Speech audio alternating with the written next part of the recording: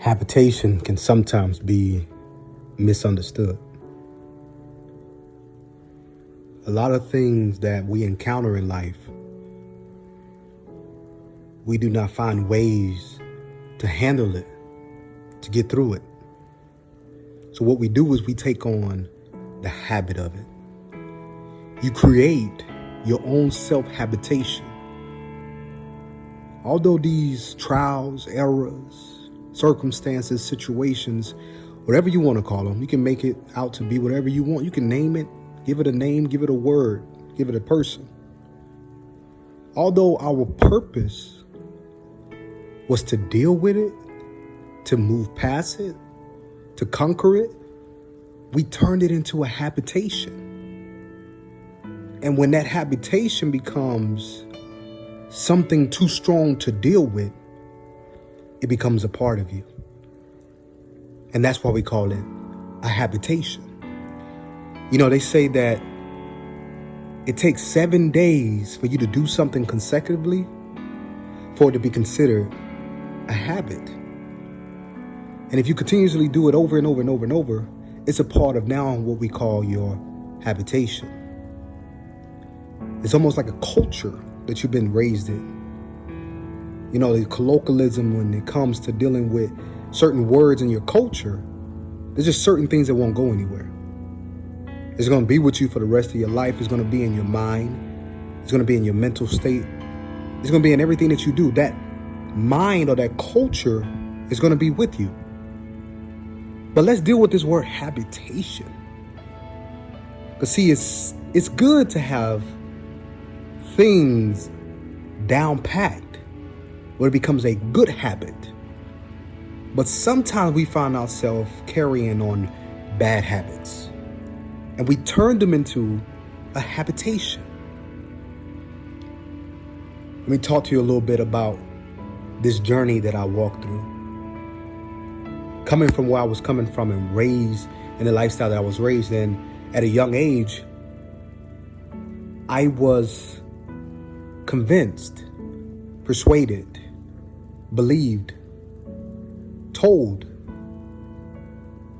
that the best way to handle situations was through anger, was through confrontation, was through my mannerism of how I carried myself or how I approached the situation, because that's set in my culture of my upbringing that your domain or your dominion exists in your mannerisms of how you talk and carry yourself as it relates to issues, circumstances, or people you deal with. But what I did not know is that 5 years later, 10 years later, 20 years later, kind of telling my age a little bit, that thing would become a habitation. It would become something that was so hard to get rid of that no matter where I go or what I did, it was in my mindset. That second thought of my mind convinced me that this is how you handle it. Don't go that way. Don't choose a better route. This is the way you handle it. This is what you were told to do. This is how you overcome odds, obstacles. You go through them. You challenge them. You challenge them in a way where it creates a bigger explosion than creating something that actually resolves the issue. Habitation.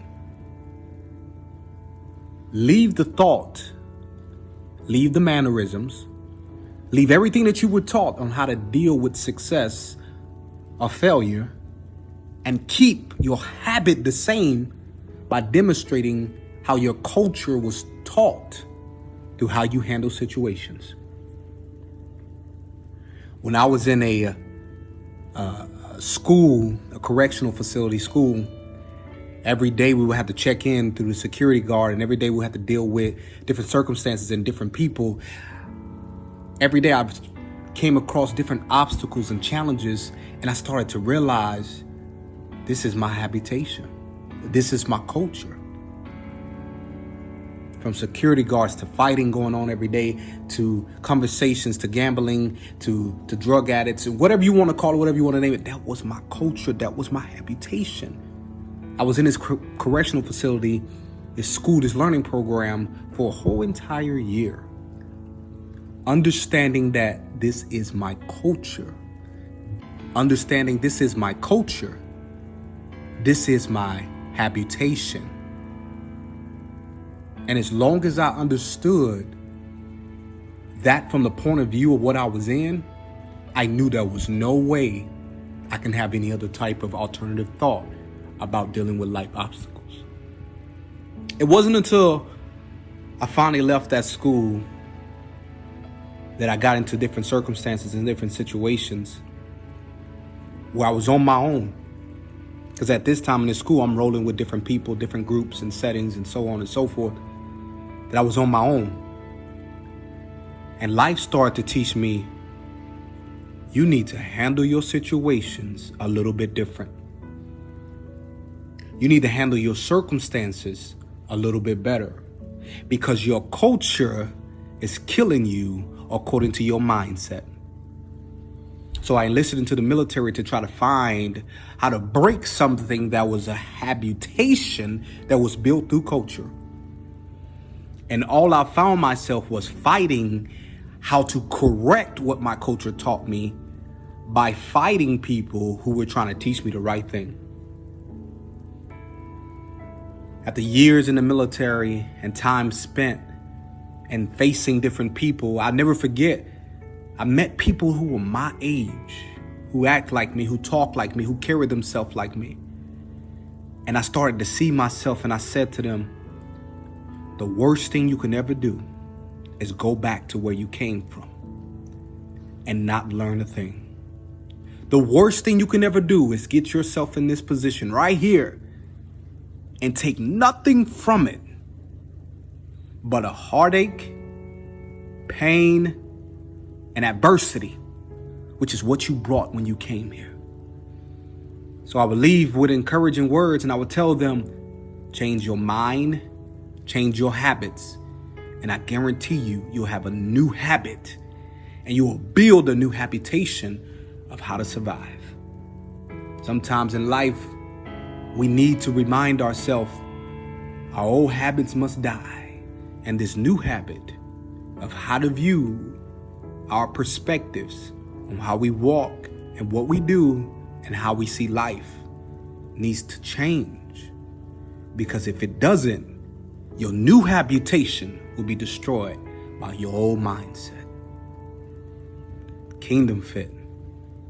One mind, one spirit, one person.